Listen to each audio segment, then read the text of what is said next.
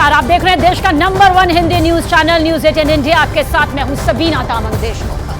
Article 370 जिसे लेकर चर्चा पहले भी होती रही है, अब भी होती रही है, लेकिन आज का दिन बेहद खास रहा। आर्टिकल 370 पर अब सुप्रीम कोर्ट का फैसला यहां पर सामने आ चुका है, जिसका इंतजार भी यहां पर किया जा रहा था। देखिए, पूरे फैक्ट्स के साथ हम यहां पर हाजिर हैं। सुप्रीम कोर्ट ने केंद्र के फैसले को सही ठहराया है। दरअसल इस फैसले के खिलाफ याचिका दायर की गई थी, जिसके बाद 5 जजों की संवैधानिक पीठ ने यह फैसला लिया है।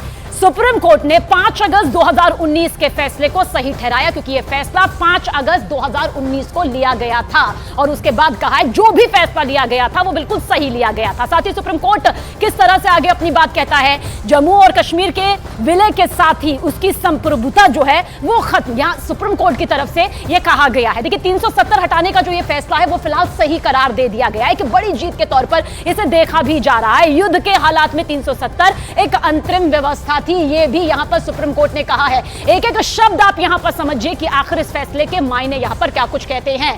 सितंबर 2024 तक राज्य में चुनाव कराएं, यह भी यहां पर सवाल खड़ा हो रहा था कि आखिर चुनाव जो है वो कब होंगे, तो उसकी तारीख भी यहां पर दे दी गई है। जम्मू कश्मीर के राज्य का दर्जा जल्द बहाल हो, यह सुप्रीम कोर्ट का जो अहम फैसला आया है इस वक्त आपके सामने है। लद्दाख को केंद्र शासित प्रदेश बनाने का फैसला यहां पर बरकरार रखा गया है। सुप्रीम कोर्ट के फैसले को आप बहुत ही बारीकी से यहां पर समझिए, क्योंकि यह सिर्फ जम्मू और कश्मीर के लिहाज से नहीं बल्कि पूरे देश के लिहाज से बेहद खास, और यही वजह है कि नजर इस पर बनी हुई थी। सुप्रीम कोर्ट ने जो फैसला लिया हम बहुत खुश हैं उससे, क्योंकि आर्टिकल 370 रिवोक होने के बाद यहाँ पे तो है बहुत सी डेवलपमेंट हुई, स्टोन पेल्टिंग बंद हुई। यहाँ पे जो आज आम इंसान भी है वो भी आराम से बैठकर अपना वो जो है कारोबार करता है। तो फैसला यहां पर सुप्रीम कोर्ट की तरफ से आ चुका है। फैसले पर प्रधानमंत्री नरेंद्र मोदी ने ट्वीट भी किया और उसे ऐतिहासिक फैसला यहां पर प्रधानमंत्री नरेंद्र मोदी के जरिए बताया गया है। प्रधानमंत्री नरेंद्र मोदी ने अपने ट्वीट में क्या कुछ कहा इस फैसले के आने के बाद, वो आप देखिए यहां पर। दरअसल उन्होंने ट्वीट किया, अनुच्छेद 370 को निरस्त करने पर आज सुप्रीम कोर्ट का फैसला ऐतिहासिक है, पीएम मोदी ने कहा। आगे क्या कुछ ट्वीट किया ये भी आपके सामने। और 5 अगस्त 2019 को भारत की संसद द्वारा लिए गए फैसले को संवैधानिक रूप से बरकरार रखता है। यह जम्मू कश्मीर और लद्दाख में हमारी बहनों और भाइयों के लिए आशा, प्रगति और एकता की शानदार घोषणा है। न्यायालय ने अपने गहन ज्ञान से एकता के मूल सार को मजबूत किया है, जिस पर भारतीयों को खुशी हो रही है। मैं जम्मू कश्मीर और लद्दाख के लोगों को आश्वस्त करना चाहता हूं कि आपके सपनों को पूरा करने के लिए हमारी प्रतिबद्धता अटूट है। हम ये सुनिश्चित करने के लिए प्रतिबद्ध हैं कि प्रगति का लाभ न केवल आप तक पहुंचे, बल्कि इसका लाभ हमारे समाज के सबसे कमजोर और हाशिए पर रहने वाले वर्गों तक भी पहुंचे, जो अनुच्छेद 370 के कारण पीड़ित थे। आज का फैसला सिर्फ कानूनी फैसला नहीं है, ये आशा की किरण है, उज्जवल भविष्य का वादा है और एक मजबूत, अधिक एकजुट भारत के निर्माण के हमारे सामूहिक संकल्प का प्रमाण है। ये प्रधानमंत्री नरेंद्र मोदी का ट्वीट आया जब सुप्रीम कोर्ट ने अपना फैसला यहां पर सुनाया। देखिए, 370 पर सुप्रीम कोर्ट के फैसले का श्रीनगर में भी लोग समर्थन कर रहे हैं। वहां लोगों का कहना है कि वो इस फैसले के सामने आने के बाद बेहद खुश हैं।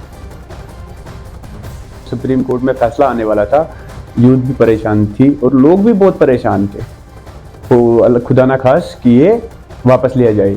बट शुक्र है ऊपर वाले का और मोदी जी के हम आभारी हैं, कर्म है कि 370 बरकरार रह गया है। जो फैसला था सुप्रीम कोर्ट में, हम सुबह से परेशान थे कि कहीं इसको खत्म ना किया जाए, लेकिन हम शुक्र है, गुज़ार है अल्लाह ताला कि ये बरकरार रहा है।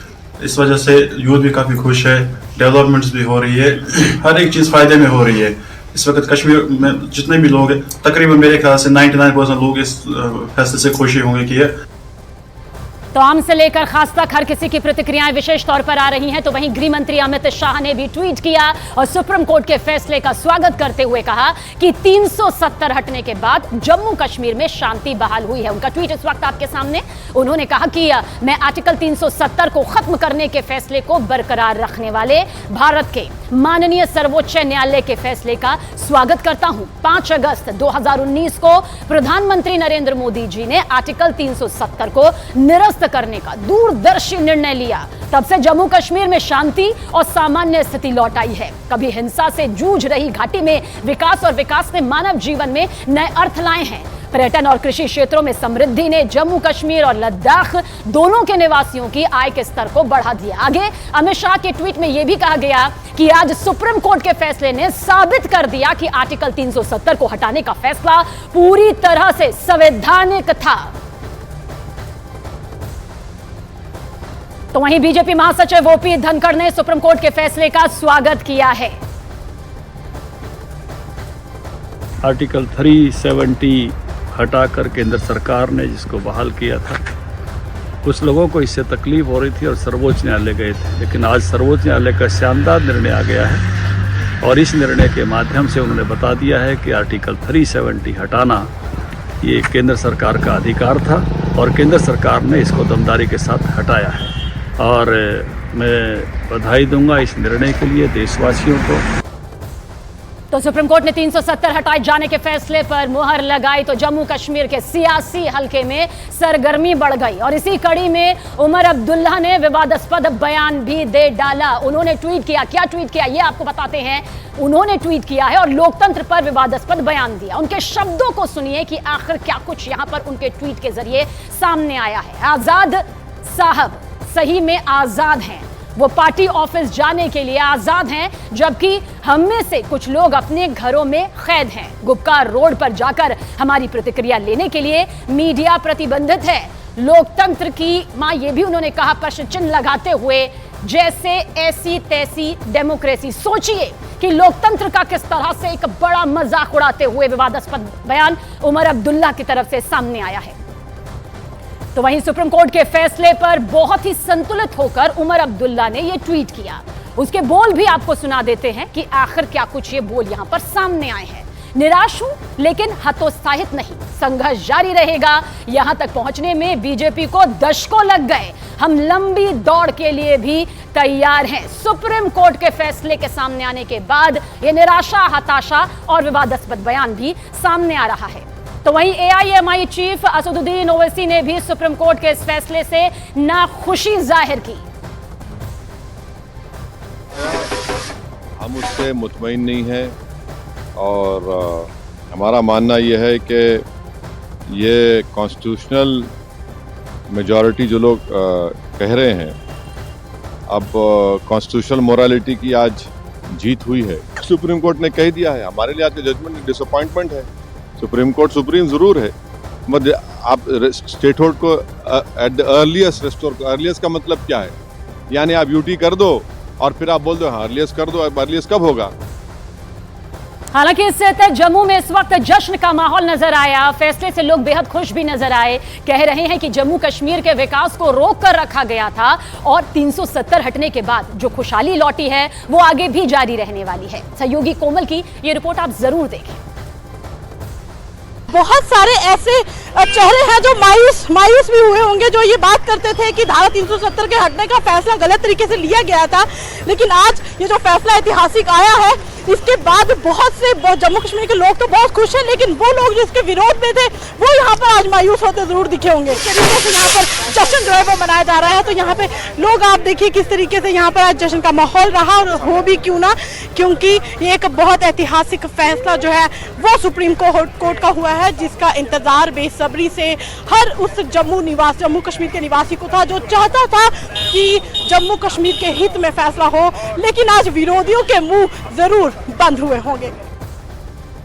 तो जम्मू कश्मीर को आर्टिकल 370 के तहत विशेष दर्जा हासिल था, लेकिन 5 अगस्त साल 2019 को आर्टिकल 370 और 35A को निरस्त कर दिया गया। केंद्र सरकार ने ऐसा इसलिए किया क्योंकि आर्टिकल 370 लागू होने की वजह से जम्मू कश्मीर न सिर्फ विकास से दूर था, बल्कि वहां आतंकवाद और कट्टरता का जहर फैल रहा था। आपको तफसील से बताते हैं, बेहद गौर से आप समझिएगा और सुनिएगा, देखिएगा कि आर्टिकल 370 हटने से पहले जम्मू कश्मीर के हालात आखिर थे तो कैसे थे, ये आपको समझना बेहद जरूरी हो जाता है। दरअसल 1/3 इलाके में कट्टरपंथ का जहर फैला हुआ था और उस जहर का जो नतीजा है वो वक्त वक्त ने घाटी के लोगों को सताया भी है। 33% इलाकों में कट्टरपंथी गतिविधियां होती थी, ये हमेशा से सामने आया है। इसके अलावा धार्मिक संस्थान कट्टरपंथ के सॉफ्ट टारगेट में हमेशा से होते थे, ये आर्टिकल 370 हटने से पहले का था। साथ ही शिक्षण संस्थानों में कट्टरपंथ को बढ़ावा दिया जाता था, बेहद तेजी के साथ दिया जाता था। वो तस्वीरें, वो खबरें भी वक्त वक्त पर आती थी जो कि दिल को